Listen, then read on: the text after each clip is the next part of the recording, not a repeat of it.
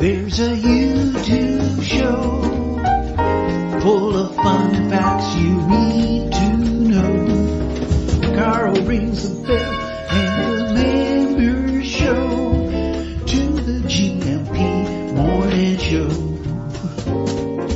Featured guests will come and they will blow your mind. The audience will do so in kind. The little vanity mixed with some insanity on the morning show with GMP.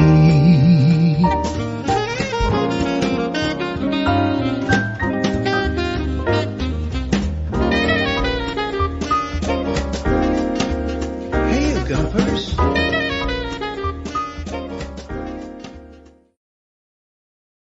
Hola, bon dia, alegria. Munson here with the Good Morning Portugal show, live stream and podcast. What a week it's been.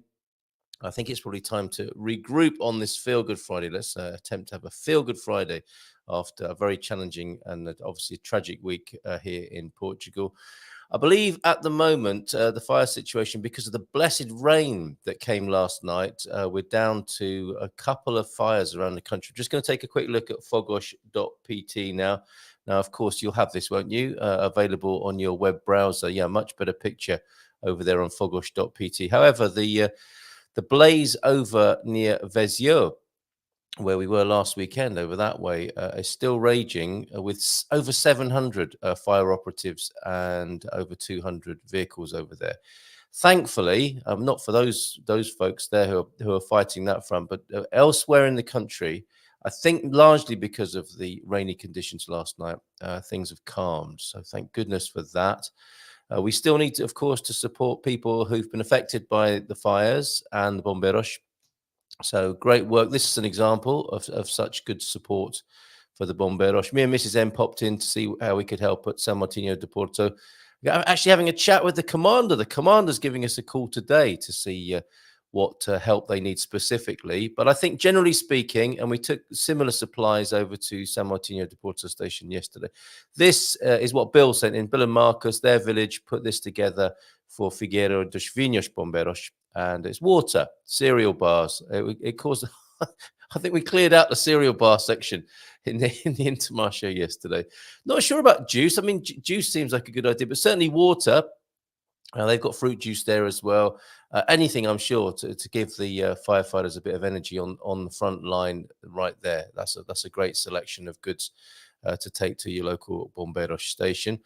And then for the people who've been affected, now we're hearing about GoFundMe's for people who've lost everything that they've been here, perhaps from our expat foreigner immigrant community, been in Portugal for a while, and in the blaze lost everything that they've owned. So I know that Mama Bear, who's here this morning, is preparing a list of safe places to go for future reference. And it's one of those lists we hope we'll never have to use, of course, but it's good to be prepared at the same time as well. So well done, Mama Bear, over at Sharing Care, which, of course, we talked about when we last spoke to M. Sharing Care on Facebook, that's the support network, the emotional support network, I guess we could call it, right, M? Creative Roots Portugal is M on the screen and with us this morning. A list is being created. I don't know if you want to say more about that, M, but people have been very kindly offering, including you, offering places for people to go should they have nowhere else to go in an emergency. One of those, I suppose, no questions asked situations where you don't want to be ringing around when it's an emergency. You just need to know you've fixed up a place to go should there be a challenge of that kind. And we were doing that. I had a bit of a telephone tree. Well, not a telephone tree exactly, but we created a little bit of a mini network, just sent a few messages out to people. Look, if you need to turn up, just turn up. Don't be worried about that. And I think that's quite reassuring, isn't it, to be spreading those sort of messages around when we face a challenge of this kind in the country. But thankfully, that is, for the most part and for most people, is calming down. And as I say, the Bombeiros still need support, and those people who've been affected and lost their homes or possessions or been displaced in some way, they will continue to need our help as it goes off the media agenda, which inevitably moves on to the next drama and tragedy. Right. So let's see what we can do along those lines. Keep that bubbling in the background. and regroup today on this Feel Good Friday, the 20th of September, 2024. Tudo bem? Como estás? How are you doing? A good time to check in as well. James is asking the same question. Bom dia, campos. Feliz sexta a todos. Put in a sex in sexta-feira. And he's got his new Old Guy in Europe video up. That's up and ready for you to peruse. Perhaps you could go from here to there at 10 o'clock this morning as we head towards the weekend and have a bon fin semana. What are you up to this weekend? There's a few themes that I would like to look at this morning. We may have Coach Turner popping in because, of course, this week's God Squad Tip of the Day theme was how to train when you're coming to Portugal. It's a triathlon, actually. Talking of events, we'll have a look at a few events as well coming up this weekend. And it's the triathlon in San Martinho de Porto. A little digression now because this is quite a wide arc as I try and remember a few things that happened to do with triathlons and Expats Portugal last night. The virtual tour of Portugal's wine regions was super, in the company of Diego Ventura. Took us through his favorite and what he considered to be the best wine producing regions of Portugal. The most notable, I guess, as well, with no disrespect to the others that he wasn't able to or chose not to include. However, if you go visit him at World of Wines in Porto, and there's an opportunity to do so in the company of some Expats Portugal community members as well on the 25th of October, more about that at expatsportugal.com. You can meet Diego. I'd love to do that. I'm not sure what our diary is looking like then. But last night we sat back and relaxed while discovering the best wines and districts of Portugal. Very informative tour. What a brilliant fella he is. And you can hang out in his company at the wine school at the World of Wines in Porto, which I was reminded, it's been open for 4 years. They opened their doors in, I think it was April of 2020. What a time to open anything. And it's been incredibly successful. They have a cork museum. They have a chocolate. What would it be? Not an exhibition, but actually they create chocolate there. I think he said from bean to bar. So wine, chocolate. There's a Michelin-starred restaurant there. Wonderful places to stay. 6 separate visitor centers. A wonderful place to visit.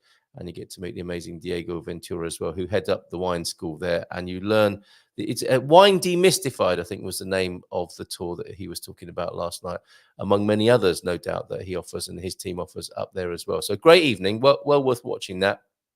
And that's already up on the Expats Portugal YouTube channel, the conversation. There was certainly the first part of the conversation that I had with him last night. So that was great. So where was I going with that? Yeah. And then on the Dream Team session, I did ask Daniel Reis if he was going to be at the triathlon. He's an Ironman triathlete.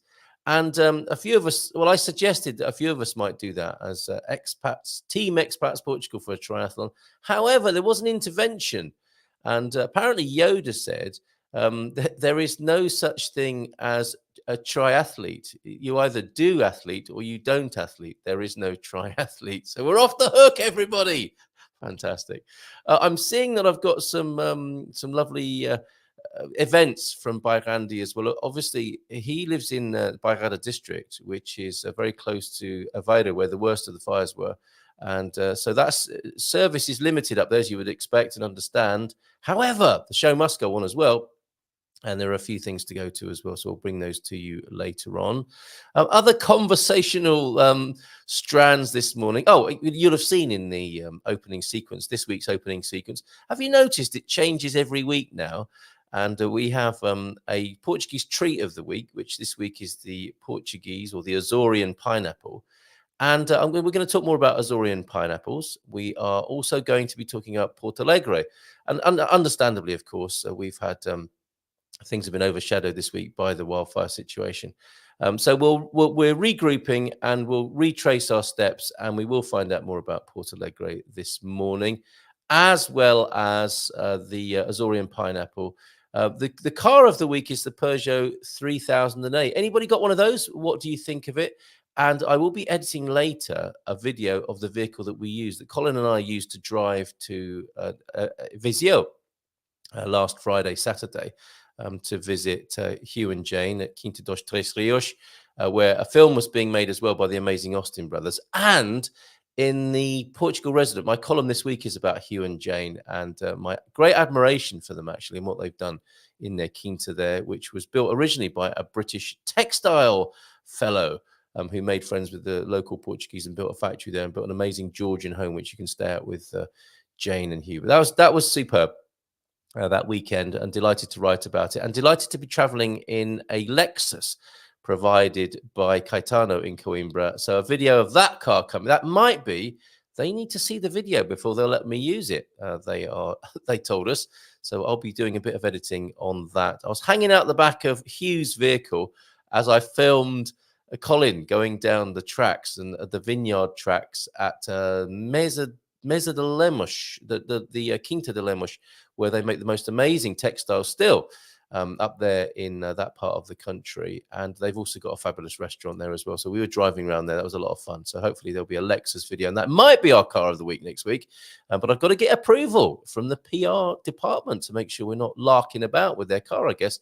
And so it is shown with the due respect it deserves. Fabulous vehicle. Colin absolutely loved it, the Lexus.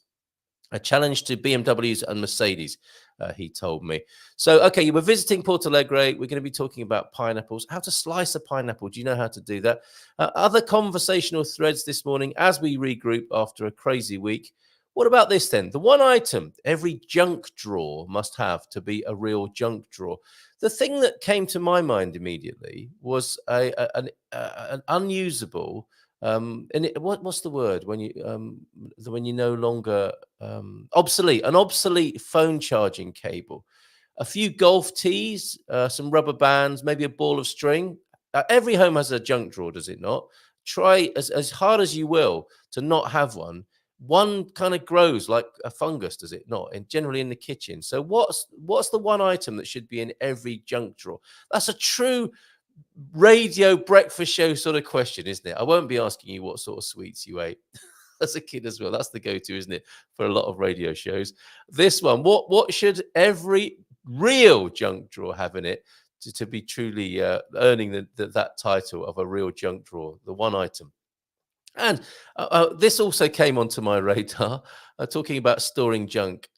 People do find themselves in this situation, don't they? Old man with Zimmer frame, looking at a stuffed garage, saying to his son, who doesn't look entirely happy about it, "One day, son, all this will be yours." I remember clearing out my dad's garage. I think I still got some of the bits, but my goodness, what a lot of rubbish was in there. Rusty old bowling balls, the French type, not the American type. Yeah, all kinds of crazy stuff in there that he obviously didn't want himself, because it wouldn't have been left out there like this in this illustration of a full-up garage. Oh, that's actually a storage unit. I mean, people pay to keep stuff they don't want or need. So do you find yourself in that condition? And the opening meme this morning, this was a good one. John Rooney was quick onto this. He put this on his own timeline. If you want a bit of fun this weekend, why not put on your timeline, what does TBH and IDK mean?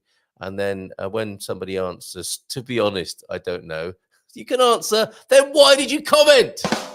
Hours of fun if you've got nothing better to do this weekend. Okay, let's see who's here this morning. Coach Turner might drop in. Phil Cooklin not joining us in person, but has sent a meme along the Get Ready for Portugal lines and theme. I was hoping to speak to Claudio Martins from your home. We'll get an update from Herdad de Mayo soon enough as well. I think things are calming down a bit, aren't they, after a very busy summer for a lot of people, and obviously this crazy week that we've just had. I think it's going to get a bit more intimate, isn't it, and quiet. Amazing evening. When I took the dogs out last night, there was the most amazing peacefulness and light in the streets. If you're a friend on Facebook, you'll have seen some of the photographs I took, but there was a moment where myself and the dogs sat, and I was having a look at my phone from time to time, but I was struck by how peaceful it was, and we all just stood there, the three of us, just savoring the silence. That's the coach. The coach will be with us in just a moment. I think you're tuning in, reporting in from a service station on Britain's M4 motorway, quite possibly. Probably just spent, I don't know, 27 quid on a plastic sandwich and a cup of coffee somewhere along that journey there. In fact, are you ready now, Coach? We'll bring you on now and we'll come back and say hello to everybody in just a moment, because I know you've got a busy schedule. Let's give him a nice big round of applause. Hola, buen dia. Bon dia. Nice jacket. That's a very nice autumnal brown you're sporting there. Well, it's a bit cooler this morning, and overcast, and And where are you? Well, at the moment we're still in Hertfordshire. Oh, okay. But because Mrs. T had organised to meet up with a mate for coffee before we leave. And to be fair, it means we missed the worst of the rush hour. So right, but you're sat outside, are you? Oh, you're talking to me? I just sat in the car. It's quieter than sitting outside in the street with the cars going past. So. Yes, and I notice above you've got the airbag sticker. Now, I know we need to have these for safety's sake, but I was just mentioning the Lexus that Colin and I drove last weekend. Every car, you might try and make a nice video of the interior of a car, and every car these days is blighted by such a sticker, isn't it? Yeah, they all have them. I don't know why it's on that side. Oh, it's on the other side as well. It's everywhere. Yeah, it's under they're everywhere. It's underneath your seat if you have a look as well. Right, so how are you doing? Yeah, very well, thank you. Yeah, good. Disgracefully well, really. Shouldn't be allowed. That's the way it should be. Rude health. Yeah, and thank you. We were up in town with some friends last night, and notably growing old disgracefully rather than doing any of this exercise thing. Very good. Very well. We can catch up now, can't we? So you're off to Castle Combe for a bit of racing and a bit. We're actually heading down to Bristol today to meet up with my cousin and his wife and do a bit of street art touring. Oh, well, it's the home of Banksy, isn't it, Bristol? It is. Looking at a bit of Banksy's, and my cousin's very happy because the tour apparently goes past several pubs. Oh, good. Okay, so a bit more disgraceful. Bristol is not short of the odd pub or two, is it? My mum and dad used to have a pub in Bristol, funnily enough. Now you mention it. Yeah, a fine city. Never liked it much as a kid, but as I went back there as an adult, fun times to be had in Bristol. So have a great time. It's a great place. I think, for anybody who wants a lively but small enough city to live in, I think Bristol is one of those. There's a lot going on. Yeah, you can walk about the city centre, can't you? It's not a massive city centre, and there are various parts where you can be really raucous or somewhat refined up in Clifton. I imagine you'll be popping to Clifton as well. Oh, I doubt it. We're going to put in the raucous bit. Car in the car park, and we're walking everywhere. Clifton's a bit further. Oh, okay. You can walk up the hill there, up Park. Is it Park Lane, I think, or Park Hill? Very nice, up to the museum there. We'll have a great time in Bristol, and best regards to Banksy. Not that you'll be able to bump into or shake hands with Banksy, of course, with the anonymous nature of his or her operation. This week, it was a great idea from the OLP, I thought, Ian, to have a little bit of a pre-Portugal training program. And you rose to the occasion, and I think a lot of the work needs to be on. Who doesn't like rising to the occasion? First thing in the morning. Well done. It was all about the ankles, wasn't it, and the walking, which is what we focused on during the week. Yeah, well, if people are anything like us, when we go away, we tend to do a lot more walking. Whether it's walking around a city.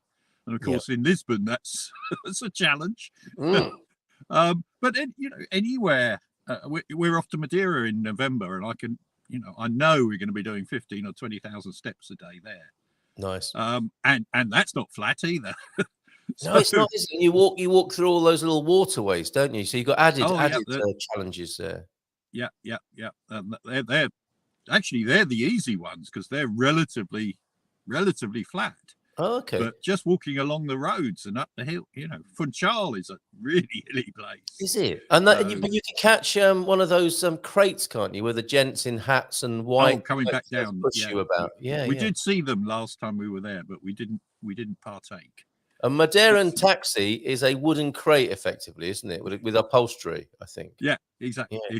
Well, it's a bit like a sleigh, isn't it? It is. That's right. Pulled by men. Pulled. Yeah. Man pulled sleigh. Right. And gravity.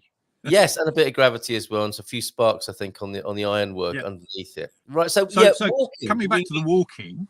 Yeah, we got mindful. We got mindful with it, didn't we? We were thinking about walking rather than just doing it. Yeah. Well, as I said the other day, I think we learn how to walk when we're toddlers, and no one actually teaches us. We just sort of do it. But you can, like all these things, you can improve if you know what you've got to do and are mindful about it. You actually spend a bit of time thinking about your movement, and that will help you walk a little more efficiently and basically be better for all your muscles because you're using the right ones rather than the wrong ones. Yes. So just that whole, if you're on the level, landing on your heel, which you do anyway, but then rolling your foot and pushing off with your forefoot, and that then gives you your impetus for your next step, rather than using all the your glutes and big muscles up the top, which are quite inefficient. Powerful, but inefficient. And you've talked about this with running as well, haven't you? About if you don't go onto the forefoot, you're actually like, it's almost like gas and brake, isn't it? You're trying to walk forward, but your heel acts like a brake, and then you lean forward again, and then you put your heel in. That's a really inefficient way of running and walking, isn't it? It is. Well, walking, you kind of have to land on your heel because your leg's basically straight. But by the time the heel lands, your foot's moving backwards, so that moves you forwards. But, you can improve it by pushing off, and to a certain extent, the same applies to running. But what you don't want to do with running is have your heel land ahead, because it will land ahead of you. So that immediately puts a rearwards force on, which isn't too good if you want to run forwards. No, and after years and years of that, you are that has an effect, doesn't it, on the musculoskeletal system? Of course. Well, this is where I get into moaning about shoes. Oh, okay. Trainers particularly, and they build up these huge things on the heels, which look, the kids love them, but I think they look awful. But that's you're happy with your green flash. Yeah, happy with the green flash. They're there to cushion your heel, but you shouldn't be landing on your heel. So you should be landing almost with a flat foot under your so it's under your hip. Yes. So that doesn't put any rearwards force on. So you then can push forwards, and that's a much more efficient way of running. And as you say, if you land on your heel, especially with a straightish leg, that puts a lot of impact all the way up your leg into your hip and your knees and into your lower back. Yep.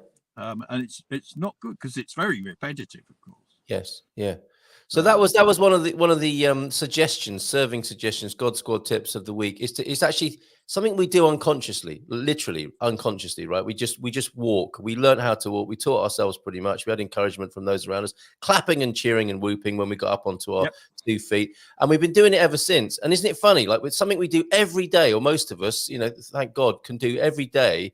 We don't really think about very much, and in that might be some of the bad habits that we've picked up, and you can reimagine and then redo that and walk more mindfully and think about how you're doing it, and maybe become a bit more efficient, less tired, and kinder to your body. Anything else? Were you? Well, I was going to say the other thing that I've managed to do. I used to walk like a duck, with my toes pointing outwards. Oh, okay. And I just makes for a good video. I know I'd always done it until I started training to run seriously, and sprint rather than just run. And I've gradually managed to bring my sort of feet in line so that they're parallel now when I walk and when I run. How long did that take, Ian? I'm guessing 2 or 3 years, probably. I didn't do it consciously. It just sort of happened. So and this was probably in my 40s. So it's not something that you can't do later in life. Because if you think about it, if you walk like a duck, that puts all sorts of odd strains on your knees and your hips. It's always better to walk in a straight line with parallel feet. Yes. And you can we've certainly done that with some of our kids we've trained, is to teach them to walk and run either side of a straight line, and we've got a few of those on a track. So it's just something you can do later in life. Relearn. It's relearn. It's the same as walking. It's relearning it, but being mindful about it and understanding that that's what you should be doing. Yes, yeah, like so many So, things in life. so Yeah, sort of. Well, I guess not reverse engineer it, but yeah, the mindful examination of the things we do unconsciously, I think, can be very valuable. And we're yeah. talking about pre-Portugal training, of course. Anything else? It sounds like you've got some great experience yourself of going to places and seeing what you're up against. So walking certainly, and learning to deal with hilly terrain. You're going to have to deal with that when you come to Portugal, aren't you, in some way or other? What about the Totally. nutrition side? And when you're walking 20,000 steps a day, and are you eating 3 meals a day as well, making the most of all the lovely Portuguese food and drink? We tend not to eat breakfast. Okay, Mrs. T and I. Yeah, but when we're in Portugal or Madeira, we certainly will have a nutter with our coffee in the morning. very good. And then we'll have a light lunch and dinner. Tend to have dinner. Right. But, Okay. But you're right. I remember one day in Madeira last year, I got very out of energy, really. I needed to actually grab some food because I think we'd done something like 26,000 steps. Yeah, I was flagging. Yeah, that's no small achievement. So be aware of that, because you don't want to upset your holiday. Colin was telling me, when you get stuck in a car with Colin, he tends to bring up his dehydration stories as well. So be careful with that. You might be coming to a country that's a lot hotter than you're used to, so make sure you hydrate as well. That's part of the program, isn't it? Yeah, just a little and often.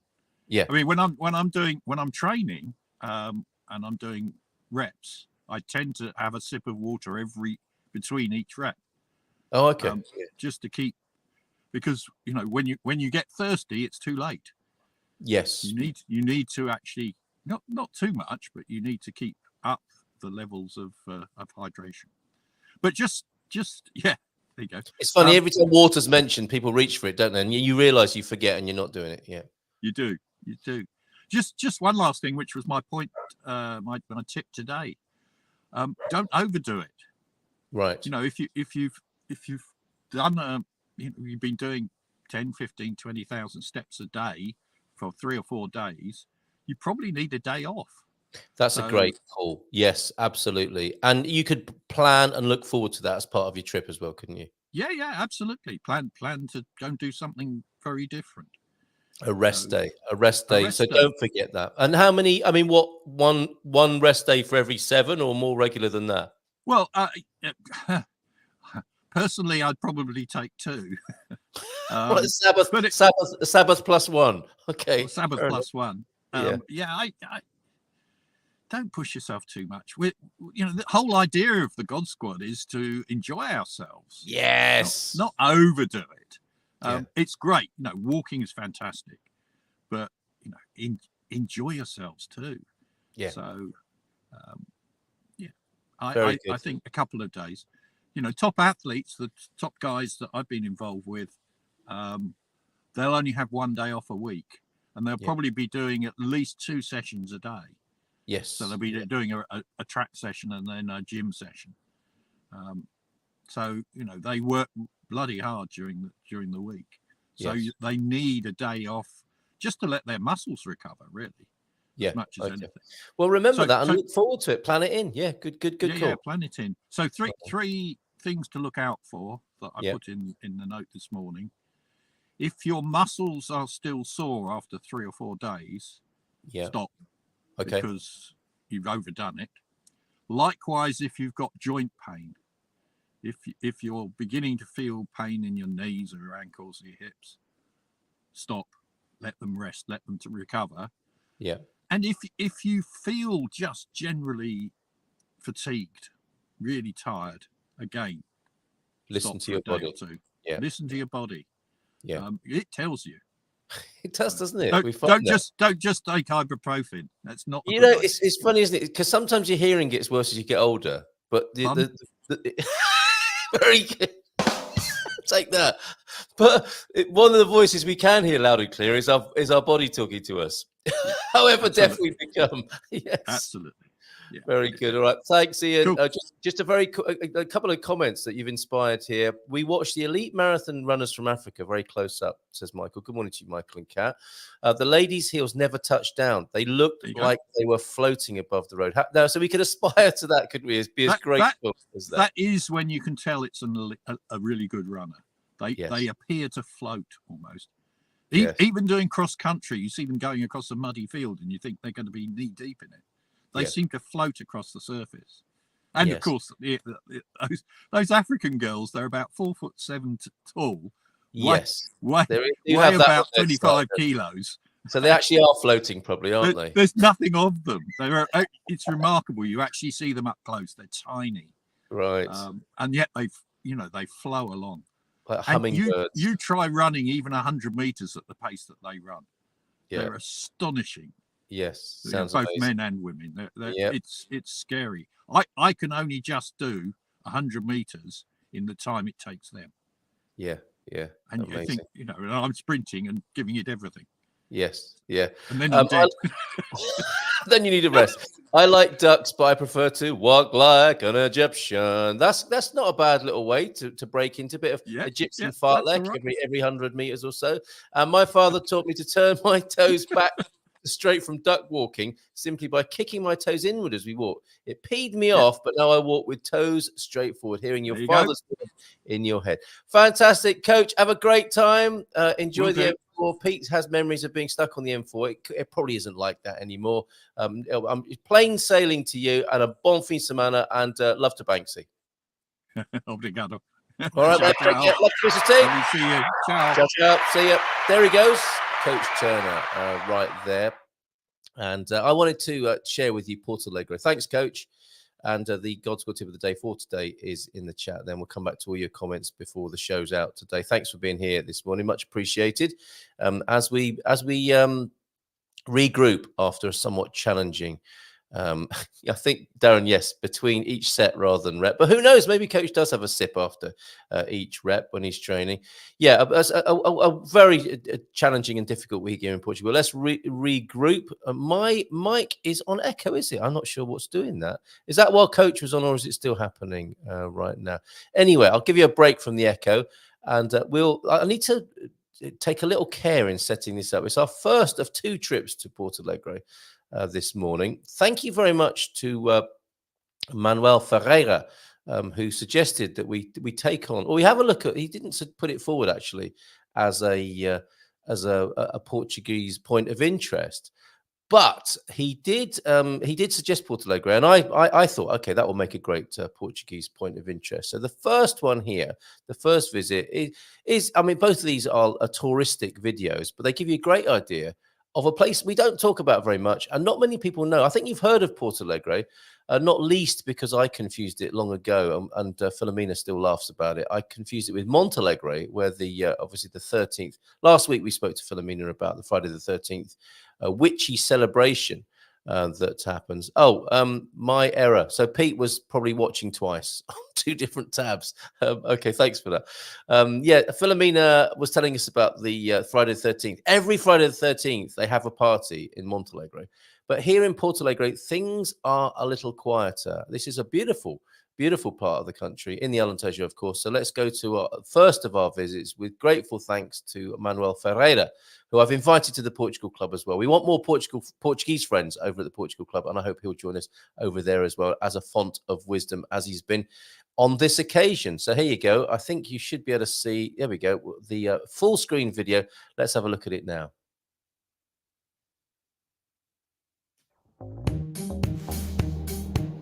Porto Alegre. Situated between plains and mountains in the heart of the Serra de São Mamed Natural Park, the county of Porto Alegre, capital of the Alentejo, holds a privileged position which allows for enjoyment of its vast landscape and gastronomic and cultural richness. Woo!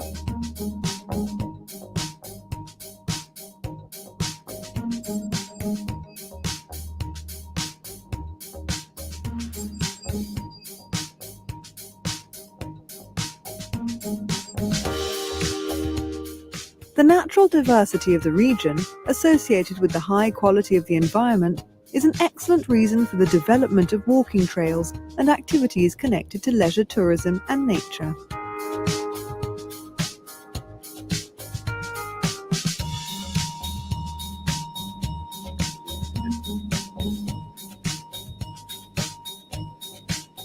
The region's strong industrial tradition was notably developed further in the 18th century under the initiative of the Marquis of Pombal, with the creation of the wool factory, Fábrica Real de Beneficios, which is today the home of the town council, Câmara Municipal.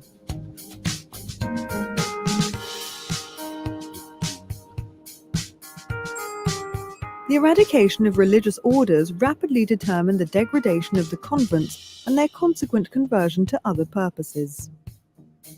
In the 19th century, the convent wings were altered and extended to include the installation of a plant linked to the cork industry, the Robinson factory, the oldest and one of the largest cork processing factories in the world. Those Brits again. The manufacturing of tapestries emerged in 1947, which, due to the originality and artistic value of the work, rapidly became a symbol for the city, and it is possible to view some of them in the Guy Fino Museum of Tapestry in Portalegre. Nice.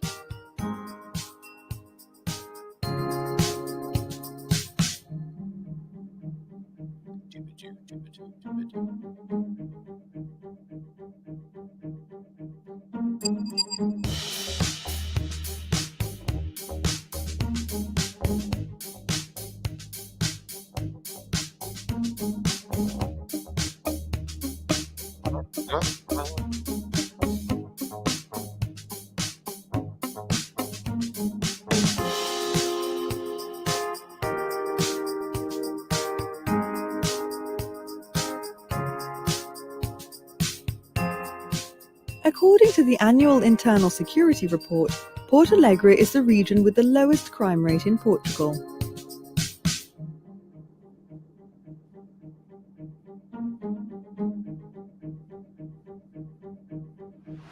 Come on! In terms of education, Portalegre is equipped with support facilities to families, nurseries, public, professional, and higher education schools.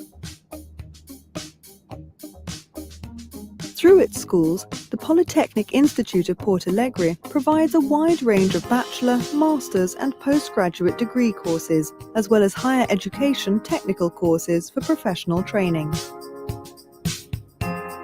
In addition, there are also study opportunities offered by the Institute for Employment and Vocational Training and the Portalegre Hospitality and Tourism School. Considering the rise of new markets and opportunities, the Council has committed to strengthening existing infrastructures in the Portalegre Industrial Park, therefore enhancing its position in both regional and national contexts, and subsequently its integration into the European and transcontinental markets.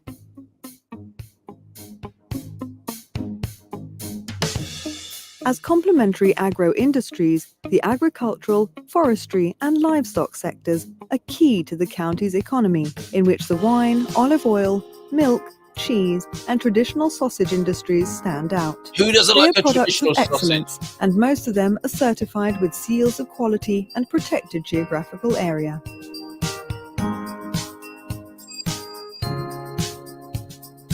Ding, ding, ding, ding, ding, ding, ding, ding.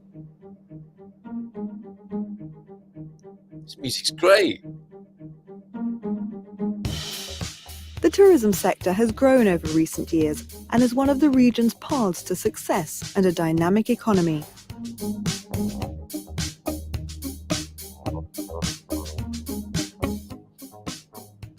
Currently, not only are the valuable Portalegre tapestries with their museum and manufacturing, the diverse monuments such as the castle, cathedral and historic village of Alegret examples of material heritage, but also the immaterial, such as gastronomy and the knowledge and modes of life of the rural world. Oh yeah.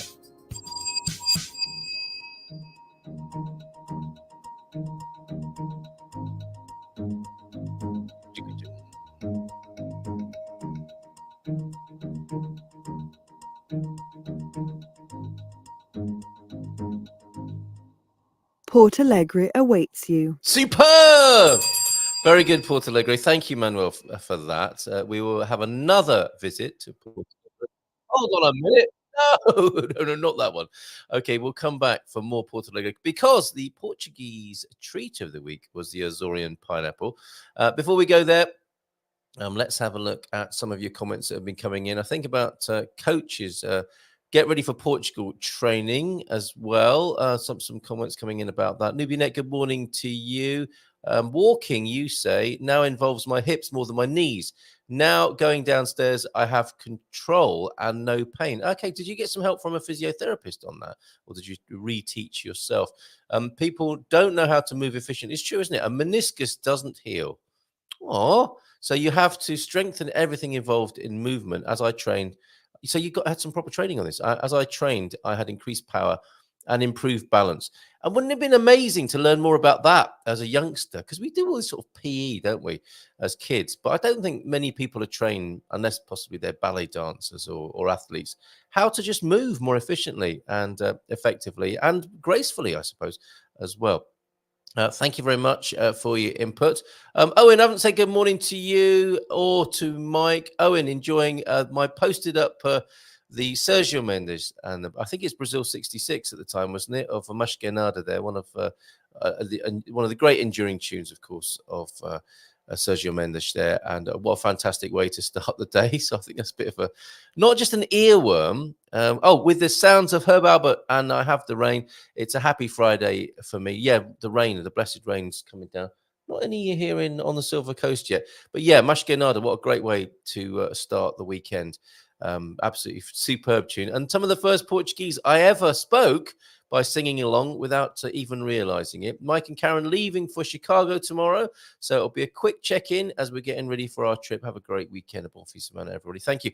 Oh, and something that should be in the junk drawer, a Tupperware lid that doesn't fit anything. I guess we could put a few odd socks in there as well. They never turn up, do they? Or if you do find the Tupperware base for the lid, you've thrown away the lid the day before, have you not? I think. Why does it work like that? Right. Okay. Let's have a look at Azorian pineapples now, and a lovely little site called the Azor. I think called the Azorian pineapple. This is a place that produces them anyway.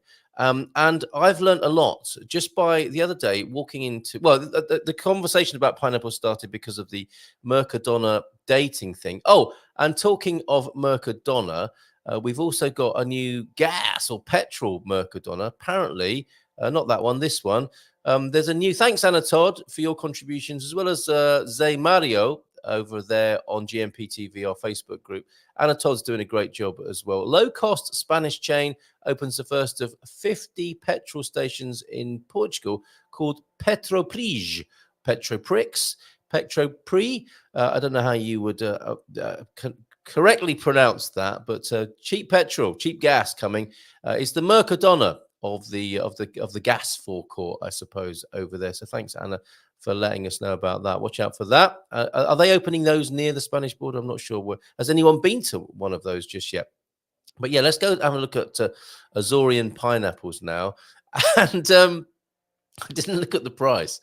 And I think it was about 10 euros, this Azorian pineapple. But to be fair, it was golden and it was delicious. And if you go to the Portugalia marketplace, which sends stuff all over the world, it will cost you 22 euros and 70 cents plus postage, I suspect, as well, for one of these. And it's got the official label on it, which I've kept from mine, which in my mind's nose, I'm still smelling the really heady aroma of the Azorian pineapple. You can just really smell the sweetness. But 22 euros from Portugalia. If you really want one of those, or you want to send one to somebody, that would be quite a good way, wouldn't it? It's a modern love letter. If you ask them to pack it upside down and somebody opens that, they may get a sense of your intention. So the Azorian pineapple then, thanks to Sola Branco. Is this something to do with you, Pete? This is the Sola Branco website and their page, the Azorian pineapple, grown in greenhouses on the island of San Miguel. This type of pineapple is unique to the island of San Miguel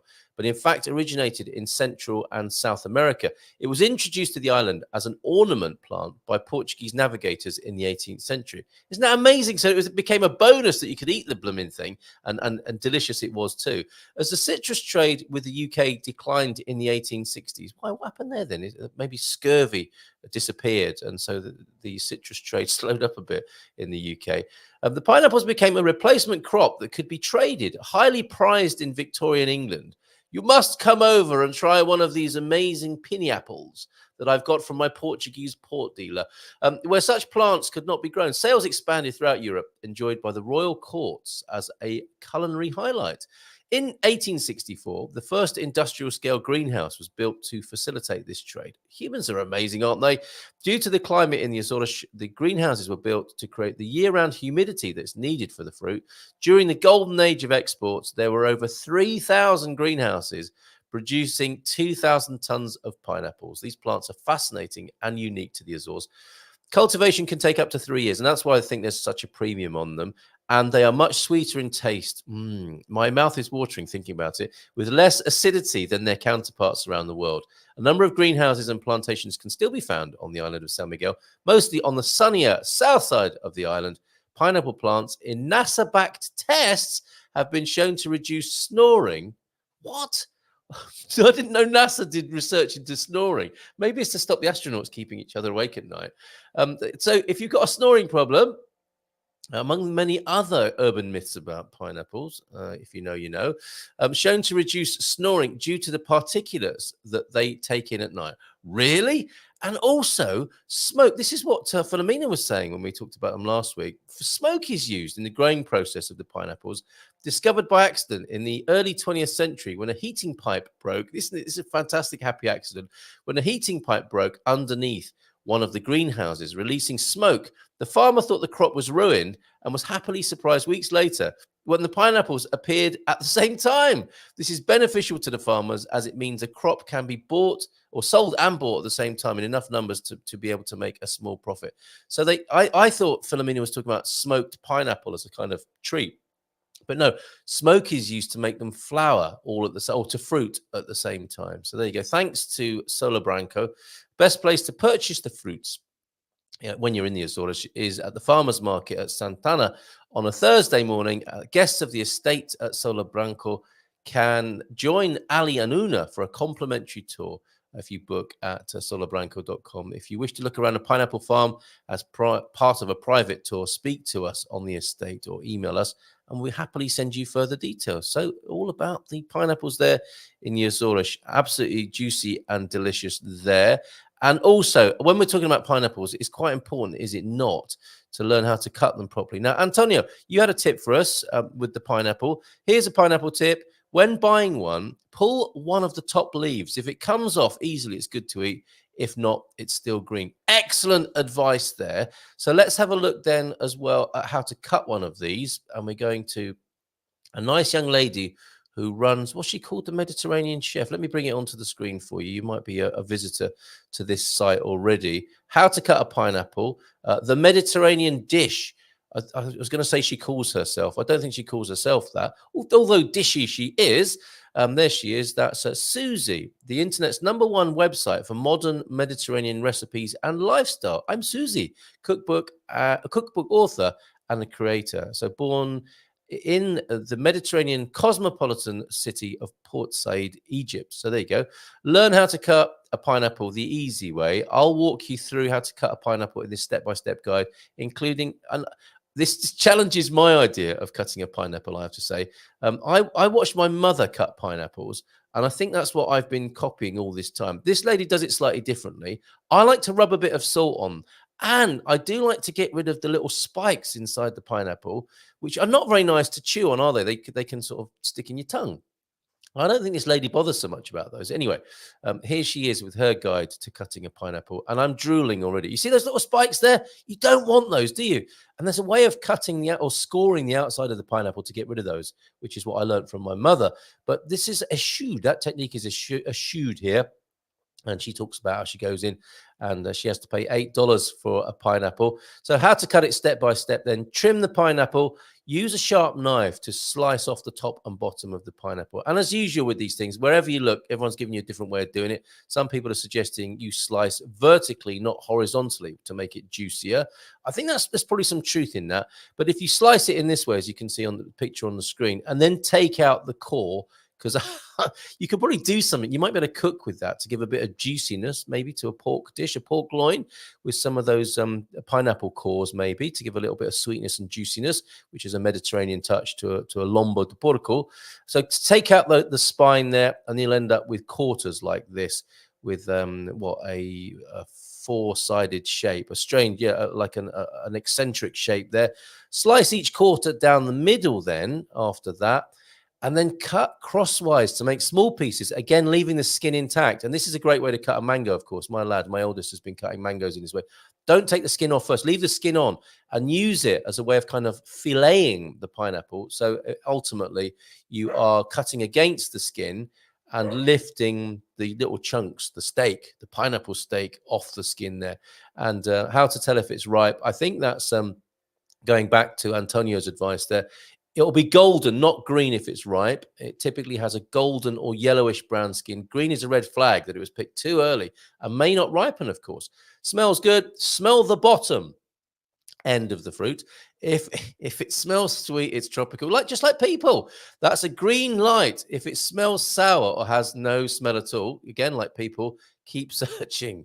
Ripe pineapples will let you squeeze them a bit without totally giving in. Again, like people, they won't have any soft or mushy spots, unlike people, which means it's overripe. Too stiff, and it's probably underripe. The leaves are green and firm. That's another sign. If the leaves are wilted, dry, or easily pulled out, it's probably past its prime. Okay, so I think there's a sweet spot of pulling the leaf to know that your pineapple is ready there. So be careful when you are manhandling pineapples in the supermarket. It can send out awkward signals to the shoppers around you. Message to come and events to come from Randy as well this morning. So there you go. That's Azorian pineapples pretty much. And we've got another visit to Portalegre today. I think we'll do that now. I think we'll pop to Portalegre again and see the second of their promotional videos as recommended by Manuel Ferreira, one of our newer Portuguese friends here on the show. So let's do that now. And then there's a little bit of a procedure for me to go all full screen on this. This is Portalegre, beyond Alentejo. This is beautiful. There are some lovely words. It might be good to look at the poetry, basically, that comes onto the screen. Lovely prose here on the screen talking about the Alentejo or Portalegre. No, we don't need an EasyJet advert. That one that everybody's seeing at the moment with the girl with the pearl earring, an enduring image. So let's go to full screen, and I'm going to actually subscribe whilst I'm on the Visit Portalegre YouTube site. And we'll have a look now at the second of our films from Portalegre. Enjoy this, folks. It's absolutely beautiful.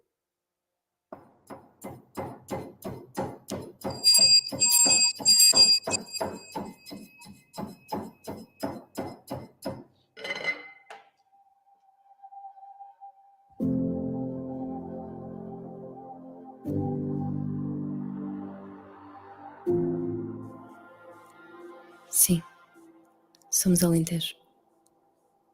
Desse que nos dá o espaço para sabermos quem somos. É este viver devagar, nesta terra intocada e pura, feita de autenticidade serena, que descobrimos que somos mais que uma coisa apenas. Somos um conselho formado por cada linha do nosso caráter, que nos descreve na história, no espaço e na alma. Nos caminhos feitos a passo lento, para que possamos respirar e deixar que este Alentejo mesclado nos tome e nos ensine que a vida pode estar na simplicidade, no sentir o vagar que nos invade e ajuda na aprendizagem do apenas estar, apenas ser. Como se fosse um segredo que se quer revelar. Mas este Alentejo é mais. É feito de muitos caminhos, de horas e lugares, que só são revelados através do que se sente ao vivê-los. Muitas vezes, querem-se descobertos, não se mostram facilmente, e são, afinal, uma só forma de vida. Este é o segredo. Somos arte e artesanato, serra e planície, natureza e gastronomia, de história e inovação. Somos gente e poesia.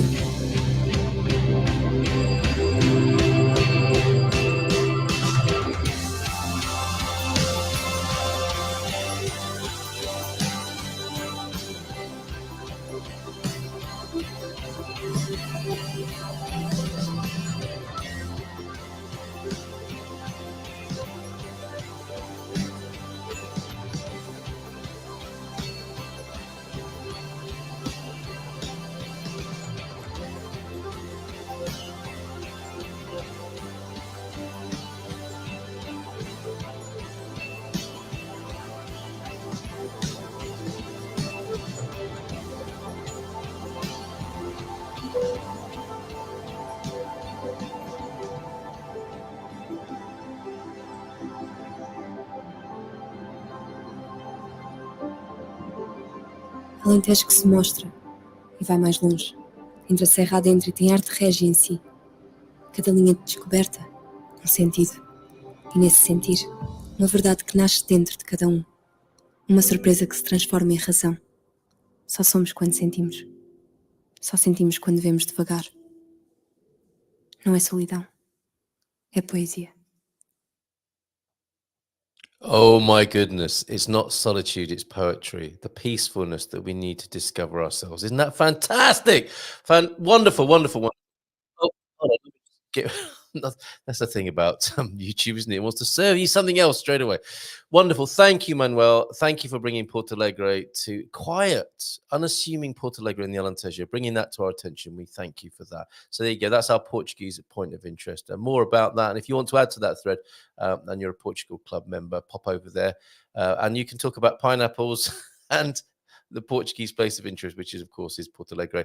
And our house and car of the week. Got a lovely house of the week, a home of the week, a real estate offer from Antonio Barbosa. That incredible view that you see in the opening sequence up there in the north of Portugal, that's one of Antonio Barbosa's Infinite Solutions homes for sale at the moment. And of course, look, James is there as well. Old Guy in Europe, episode 15 already. Friday again, which means a new episode of An Old Guy in Europe. And that's the first trip to Ireland that's being featured there.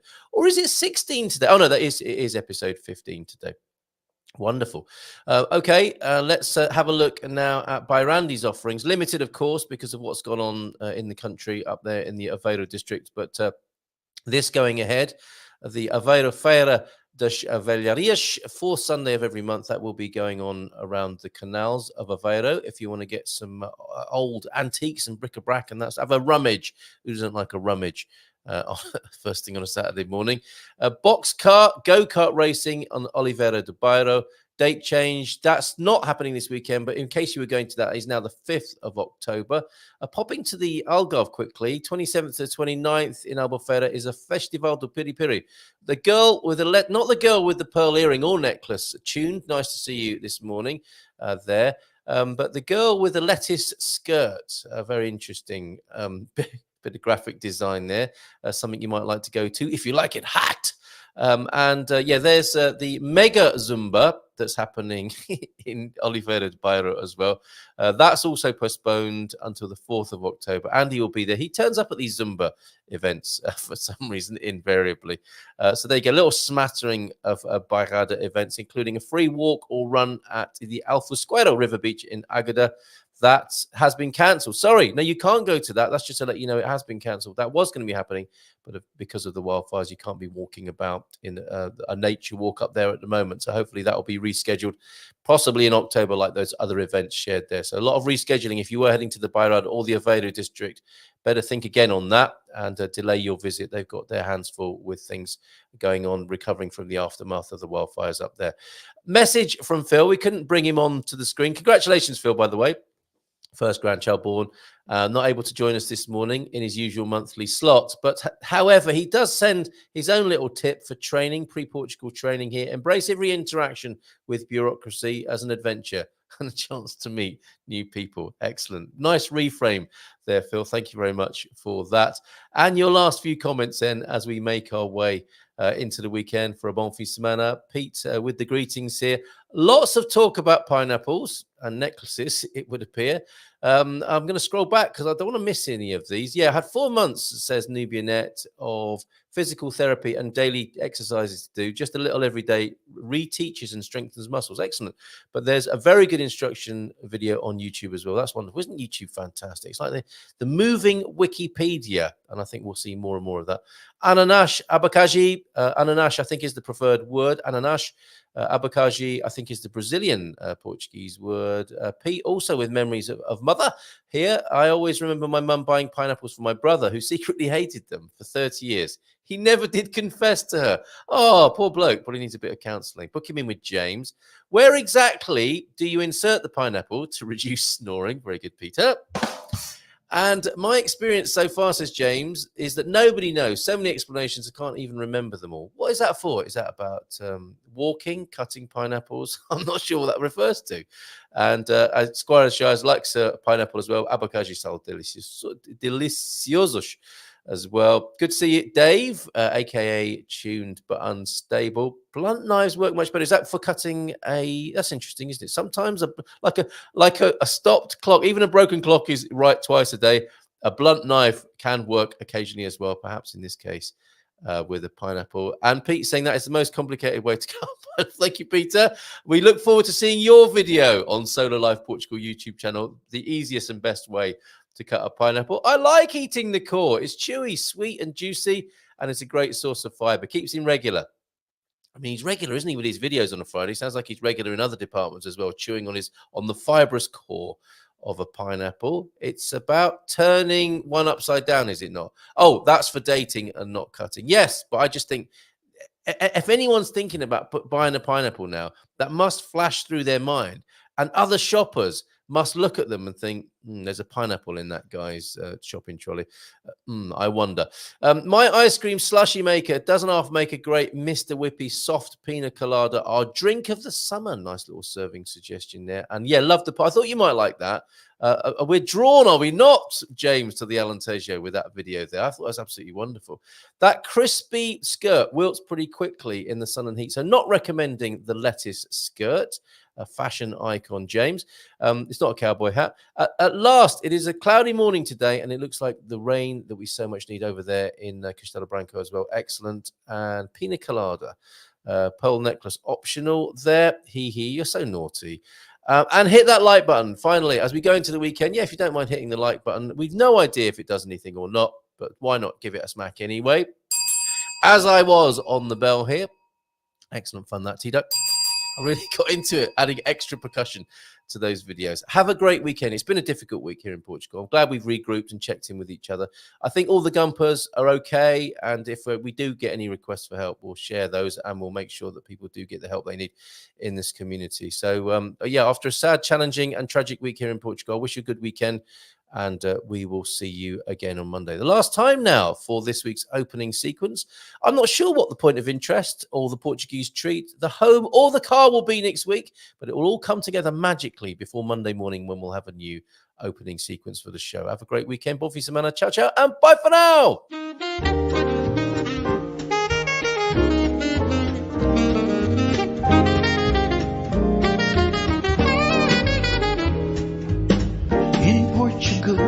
There's a YouTube show full of fun facts you need to know. Carl rings the bell and the members show to the GMP morning show.